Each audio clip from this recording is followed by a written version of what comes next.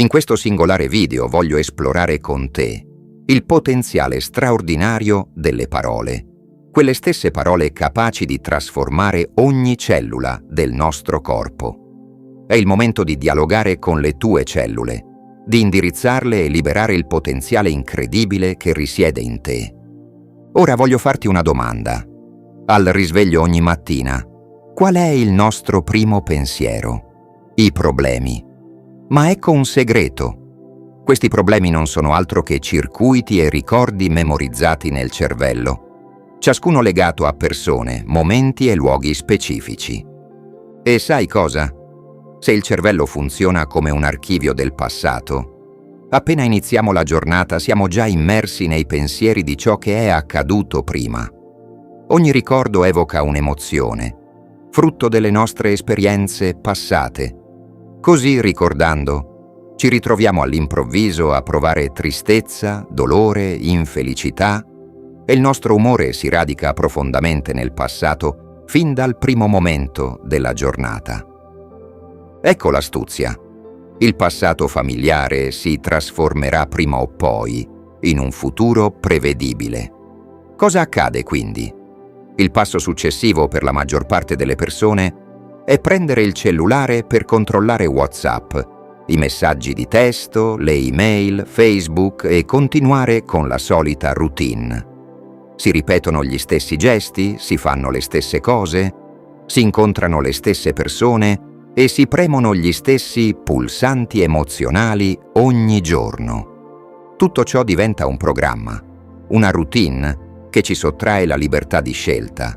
E giunti all'età di 35 anni, il 95% della nostra identità è costituita da un insieme di comportamenti, reazioni emotive, abitudini, atteggiamenti, credenze e percezioni, tutti funzionanti come un software di un computer. Ma prima di immergerci nelle potenti strategie che esploreremo oggi, voglio darti il benvenuto su Migliorarsi 24, il canale YouTube dove trovi tantissimi consigli su come migliorarti e portare la tua vita al livello successivo, e incoraggiarti a partecipare. Commenta qui sotto con i tuoi pensieri, le tue esperienze o domande che potresti avere durante il video. Ecco il dilemma. Se credi che i tuoi pensieri determinino il tuo destino, ma non riesci a vedere oltre i tuoi sentimenti attuali, resti imprigionato nel passato, condannato a replicare la stessa esistenza volta dopo volta. Come possiamo allora liberarci da questa trappola?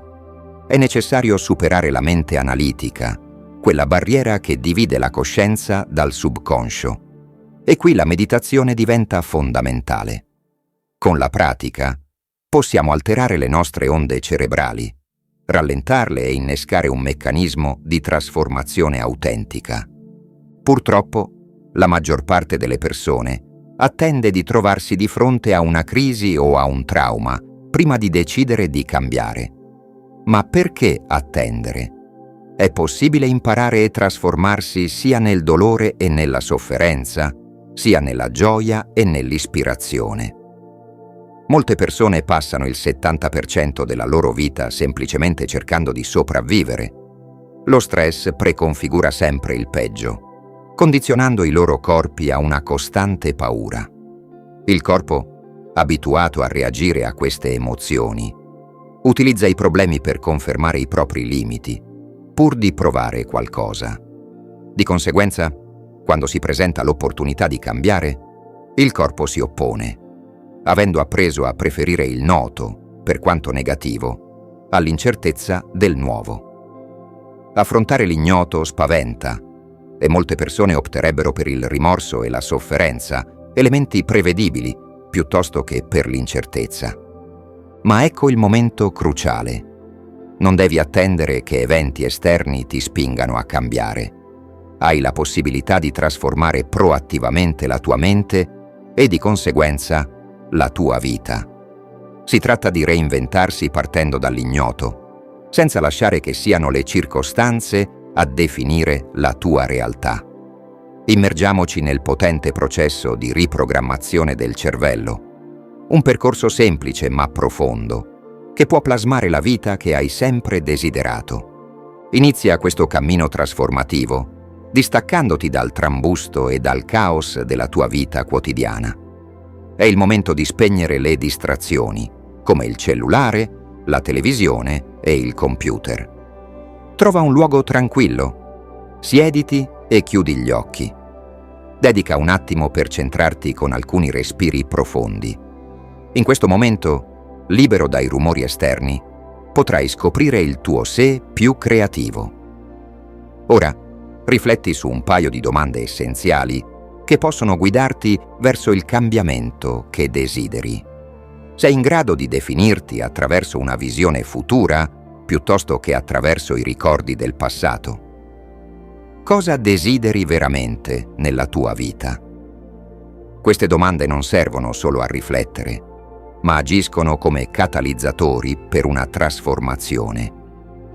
Mentre le approfondisci, non stai solo riflettendo su te stesso, ma stai attivamente modificando il tuo cervello. È come se accendessi un interruttore nella tua mente. Nuove sequenze, schemi e combinazioni di neuroni si attivano, formando percorsi neuronali che favoriscono un nuovo modo di pensare. Questo rappresenta l'inizio di un cambiamento nel modo di pensare e, di seguito, nella tua vita. Immagina il tuo cervello come una tela bianca.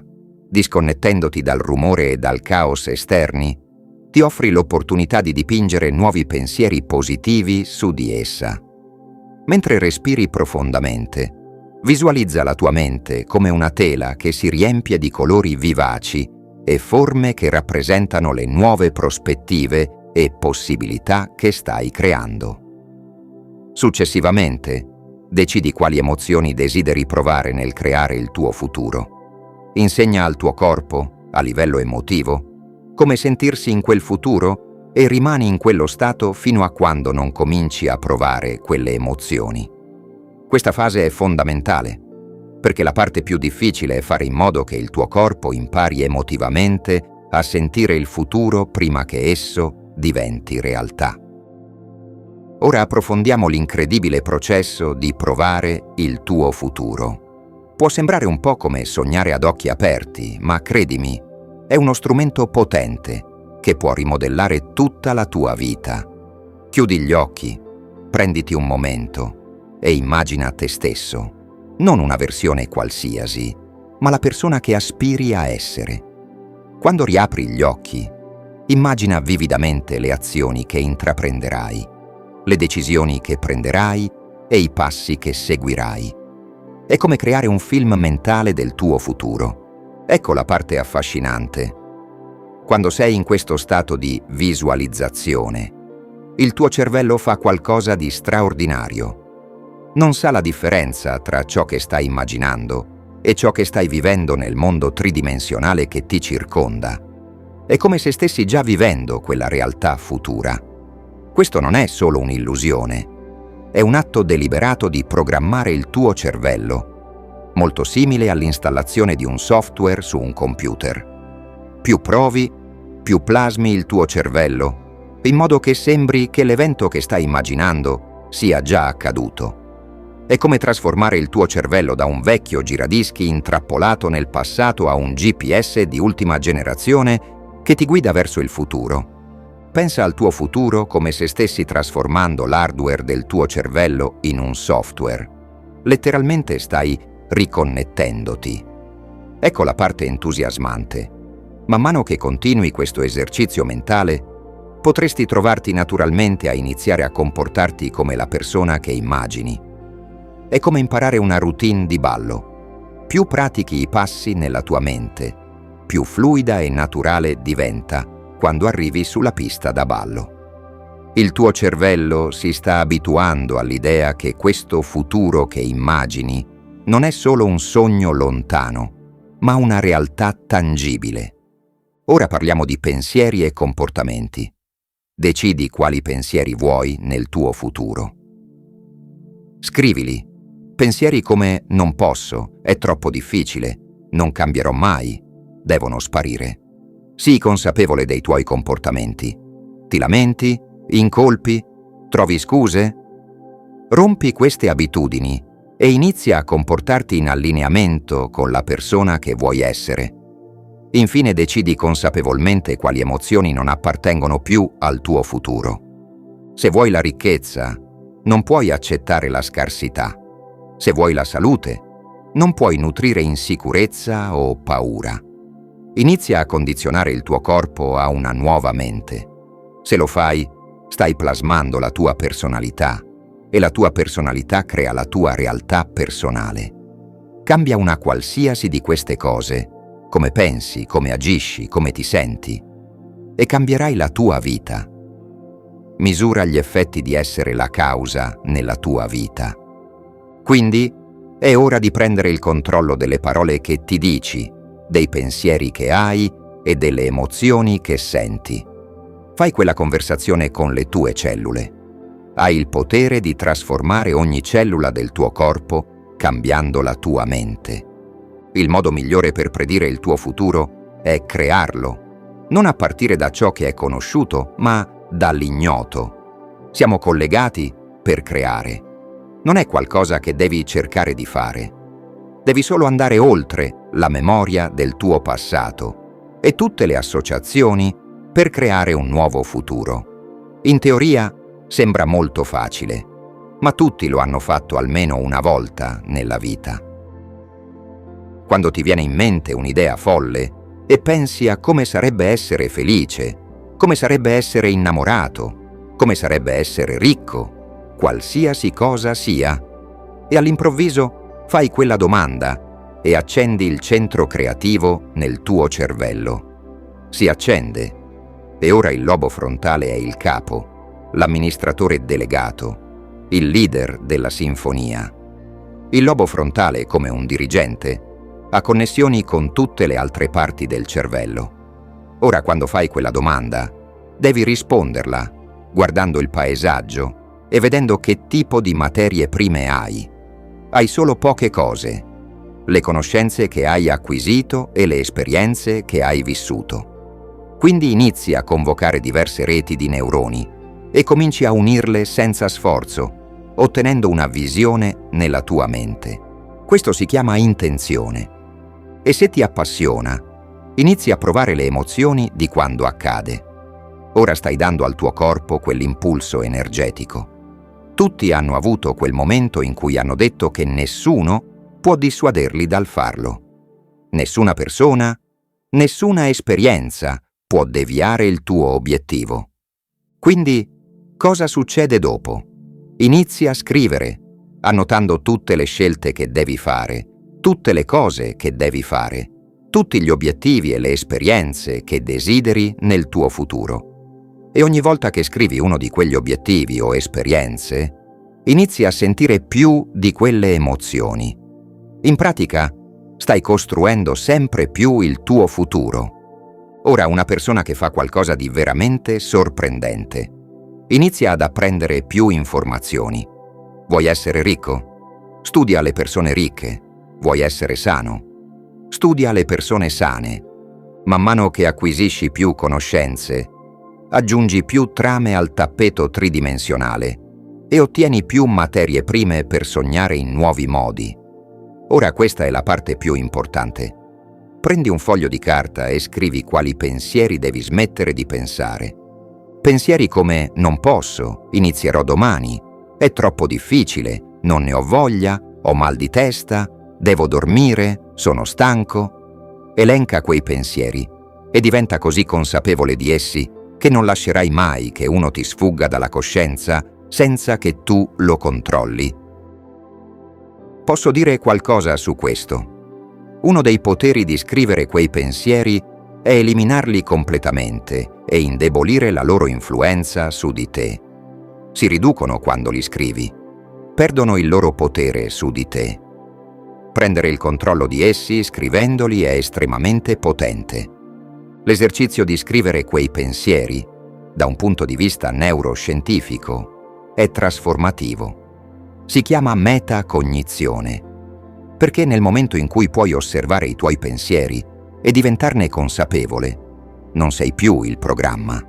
Sei la coscienza che osserva il programma. Inizia a oggettivare il tuo io soggettivo e ti stai ritirando. Quindi scrivi le scelte che devi smettere di fare. Guarda le cose che devi smettere di fare. Ti trovi scuse? Incolpi altre persone? Sii veramente onesto con te stesso. Da quali esperienze devi allontanarti? Da certe persone in certi momenti della giornata? Stai lontano da loro per non trovarti nell'ambiente che ti scatena. Ecco il punto più importante. Scrivi per eliminare quelle emozioni che ti tengono ancorato al passato, perché quelle emozioni sono letteralmente residui chimici del passato. Nel momento in cui inizi a sentire sofferenza, senso di colpa, degnità, disperazione o qualsiasi altra di quelle emozioni, sei tornato nel tuo passato. Non puoi vedere il futuro mentre ti trovi in quegli stati emotivi. Abbiamo analizzato abbastanza cervelli per dire che quando pensi con una determinata emozione, il tuo cervello peggiora. La ricerca sulla memoria dice che il 50% di ciò che ricordi del passato non è nemmeno vero. Non hai lo stesso cervello di allora, quindi inventi cose abbellendo il passato per produrre emozioni che riaffermano il tuo stato limitato. Il modo migliore per predire il tuo futuro è crearlo, non a partire da ciò che è conosciuto, ma dall'ignoto. Quel vuoto dell'ignoto è il luogo perfetto per creare, perché è pericoloso. Perché quando vivi in sopravvivenza per il 70% del tempo, hai maggiori possibilità di sopravvivere fuggendo dall'ignoto piuttosto che abbracciandolo. Se c'è un predatore, senti qualcosa dietro l'angolo e non puoi vederlo. Quello è un ignoto. Correrai via. Non resterai. Non è il momento di fidarti, aprire il cuore o comunicare. È il momento di correre. Non ti fiderai mai dell'ignoto in quello stato. Pertanto, se le persone vivono in questi stati emotivi di sopravvivenza, non vorranno mai avventurarsi nell'ignoto, perché non possono prevedere il futuro. Preferiscono aggrapparsi a ciò che hanno. Si rivela che le emozioni legate allo stress sono estremamente coinvolgenti. Esse scatenano una raffica di adrenalina, un'ondata di energia. Le persone spesso si aggrappano ai problemi e alle situazioni difficili della loro vita per alimentare questa dipendenza emotiva e per riaffermare la loro identità. Se i tuoi pensieri possono innescare una risposta allo stress, e se le sostanze chimiche legate allo stress risultano coinvolgenti, finiamo per diventare schiavi dei nostri stessi pensieri. Avventurarsi nell'ignoto rappresenta il campo di battaglia dove si realizza la vera grandezza. È qui che iniziamo a chiederci: quali pensieri desidero attivare e connettere nel mio cervello? Quali comportamenti voglio adottare nella mia nuova vita? Posso esercitarmi mentalmente a realizzarli. Attraverso questo intenso allenamento mentale, che si radica nelle basi della neuroscienza, cominci a sviluppare nuovi circuiti cerebrali, quasi come se l'esperienza fosse già accaduta. In questo modo stai configurando il tuo cervello non più come un archivio del passato, ma come una mappa del futuro. Poi la vera persona, nel processo di trasformazione, dirà: posso insegnare emotivamente al mio corpo come sarà quel futuro? Posso cominciare ad abbracciare la gioia della mia nuova vita? Mentre la tua mente inconscia comincia a credere che sei nel futuro, anziché nel passato, quel processo non è qualcosa che accade da un giorno all'altro. Non saltiamo dal vecchio io al nuovo io immediatamente. Richiede un processo continuo di cambiamento nella nostra biologia. Osservando persone che si sono guarite da gravi condizioni di salute, che hanno superato cicatrici difficili del passato, che hanno vinto dipendenze e che hanno creato nuove opportunità, lavori, relazioni e una nuova vita, ho visto che hanno dovuto attraversare quel fiume del cambiamento. Da un punto di vista biologico, diventano una nuova personalità e la tua personalità crea la tua realtà. La tua personalità è composta da come pensi, come agisci e come ti senti. La personalità attuale, che è seduta qui oggi, ha creato la realtà personale che chiami la tua vita. Questo significa che, se vuoi creare una nuova realtà personale, devi cambiare la tua personalità. Ciò implica iniziare a pensare a cosa hai pensato finora e cambiarlo. Diventare consapevole delle tue abitudini e comportamenti inconsci, di ciò che dici e fai, e cambiarli. Significa anche esaminare le emozioni che ti hanno tenuto ancorato al passato e decidere se quelle emozioni appartengono al tuo futuro. Il problema più grande è che la maggior parte delle persone tenta di creare una nuova realtà personale con la stessa personalità. E questo non funziona. Quando iniziamo a demistificare tutto questo, la persona inizia a dire: «Oh mio Dio, la malattia che ho è collegata a questa personalità. Se cambio la mia personalità come una persona con un disturbo di personalità multipla che ha un'allergia ai collant di nylon in una personalità e il diabete di tipo 1 in un'altra, è possibile che la malattia esista solo nella vecchia personalità e che, diventando un'altra persona, io guarisca e cambi biologicamente. Uscire da uno schema biologico è difficile, perché la maggior parte delle persone non sa di avere a disposizione tutti gli strumenti per farlo. Sono stati condizionati a credere che il nuovo taglio di capelli, il nuovo tipo di birra o l'auto sportiva cambieranno il loro stato. Quando Joe Dispenza ha scritto Il placebo sei tu, un libro che ti consiglio assolutamente di leggere, ha capito e gli è diventato evidente quanto le persone siano ipnotizzate e programmate. Nel testo sottolinea come le credenze e le aspettative influenzino profondamente le nostre percezioni e reazioni, delineando un quadro in cui la mente può essere sia un potente alleato, sia un ostacolo nel processo di guarigione e crescita personale. Le persone vedono cose nel loro ambiente esterno, le accettano e si arrendono a quelle informazioni senza alcuna analisi, e così sono programmate. Se guardi alla fisica quantistica, la fisica della possibilità parla davvero dell'aspetto spirituale di noi stessi, perché non si può spiegare un miracolo, un processo biologico o la semplice guarigione di un taglio senza comprendere il modello quantistico della realtà. Esistono particelle che sono materia, tu, io e tutto in questo mondo fisico. E poi c'è l'energia, che ha una coscienza ed è un campo di informazioni di cui siamo un'estensione e al quale abbiamo accesso. Passiamo gran parte della nostra vita a guardare fuori di noi stessi, anziché guardare dentro, cercando solo particelle, materia, anziché energia e informazioni. Quando le persone raggiungono il limite delle loro credenze o affrontano una crisi nella loro vita, è quando iniziano a guardare dentro e a farsi domande più profonde. Se sei astuto nei momenti di contemplazione, puoi vedere questo chiaramente. Se volessi nascondere Dio da qualche parte, un buon posto sarebbe dentro l'essere umano, perché tutti guardano fuori di se stessi, cercando ragioni per cambiare e regolare i loro stati emotivi. Pensi che cose e persone esterne realizzeranno davvero le emozioni che stiamo cercando di cambiare dentro di noi? Tuttavia, quando cominciamo a indagare su chi siamo e come funzioniamo e a demistificare quei processi, scopriamo che questo può diventare un'abilità. Einstein era un tipo geniale perché passava molto tempo a guardare dentro di sé.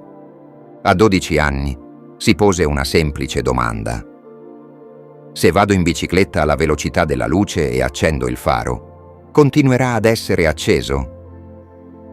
Pensò a questa domanda ogni giorno della sua vita.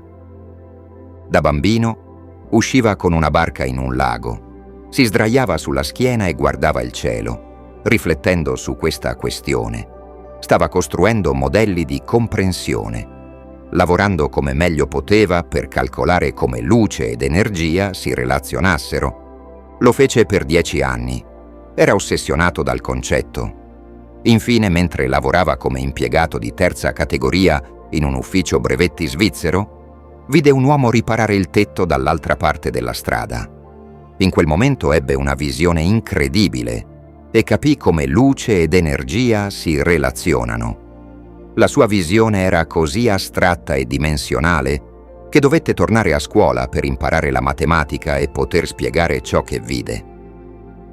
La sua prima moglie, una scienziata straordinaria, lo aiutò con molte delle formule matematiche. Quando Einstein iniziò a risolverlo, lo ridusse alla semplice equazione E uguale a mc al quadrato, dimostrando che l'energia e la materia sono correlate e che il convertitore è la velocità della luce. Quando Einstein pubblicò i suoi articoli sulla relatività, non fece riferimento a nessun altro, dicendo semplicemente «Signore e signori, è così che stanno le cose», e scosse la comunità scientifica. La sua scoperta fu così unica che non aveva bisogno di riferirsi a nessun altro. Il suo cervello era programmato per comprendere la luce, e la luce era il limite di questa realtà. Einstein e Planck fecero esperimenti molto interessanti. Applicando impulsi energetici ai metalli, volevano vedere se gli elettroni si comportavano allo stesso modo degli oggetti più grandi. Quando una mela cade dall'albero, cade in un modo specifico, verso il centro, verso il corpo più grande. Pensarono che se disturbavano gli elettroni, questi avrebbero dovuto comportarsi in modo prevedibile, come fanno gli oggetti nella fisica newtoniana e classica. Tuttavia, quando iniziarono a disturbare gli elettroni, accadde qualcosa di molto insolito. Gli elettroni guadagnavano e perdevano energia ripetutamente. Invece di cadere come una palla che rotola giù da una collina, era come una palla che rotola giù per una scala. Improvvisamente si resero conto che il mondo subatomico, per quanto piccolo fosse, non si comportava come il mondo macroscopico. Cominciarono a cercare e misurare l'elettrone e ogni volta che lo cercavano appariva. Quando smettevano di guardarlo, passava dall'essere una particella a tornare a essere energia, in un processo noto come collasso della funzione d'onda. Questo fu un momento rivoluzionario, perché significava che la mente soggettiva, la tua mente, ha un effetto sul mondo oggettivo. In altre parole, la mente e la materia sono in qualche modo correlate. Così nacque la fisica quantistica. Questo esperimento di fisica quantistica dimostra che non si può condurre un esperimento quantistico senza un osservatore presente, poiché la mente influisce sul risultato. Questo significa che come individuo puoi influenzare la natura della realtà con la tua mente. Einstein ebbe molti problemi con questa idea, affermando che Dio non gioca a dadi. Tuttavia, il suo cervello era profondamente connesso alla luce e aveva una comprensione astratta dell'informazione e del campo di luce. I fisici quantistici, d'altra parte, sostenevano che esiste un campo di informazioni al di là dello spazio e del tempo, oltre la luce, dove tutto è unificato. Puoi prendere due fotoni che erano stati legati in un atomo e spararli agli estremi opposti dell'universo. Nel momento in cui influenzi uno dei fotoni, l'altro viene influenzato simultaneamente, dimostrando che sono connessi in un regno più veloce della velocità della luce. Quando uscì il documentario La risposta, si fece un grande sforzo per dimostrare che la tua mente ha un effetto sulla realtà. Per cambiare la tua realtà devi cambiare la tua mente e il modo in cui vivi la tua vita. Volevamo che le persone fossero ispirate dal processo di creazione e lo provassero, indipendentemente dal loro genere, razza, colore della pelle, capacità intellettuale, passato o età. A un certo livello, tutti siamo creatori. La fisica quantistica ha sfidato la natura della realtà, mostrando che siamo connessi perché siamo fatti di fotoni, atomi ed elettroni. Ogni persona è una comunità di tra 70 e 120 miliardi di cellule, tutte formate da atomi, molecole e sostanze chimiche, funzionanti in modo coerente per esprimersi come un corpo fisico. La maggior parte delle persone non sa che si sta muovendo dentro e fuori dal campo quantico 7-8 volte al secondo. Vibra dentro e fuori dal campo tutto il tempo. Ogni volta che scompari e ritorni, lo fai con nuove informazioni. Se esci come la stessa persona, non riporti nessuna informazione nuova. Mi segui?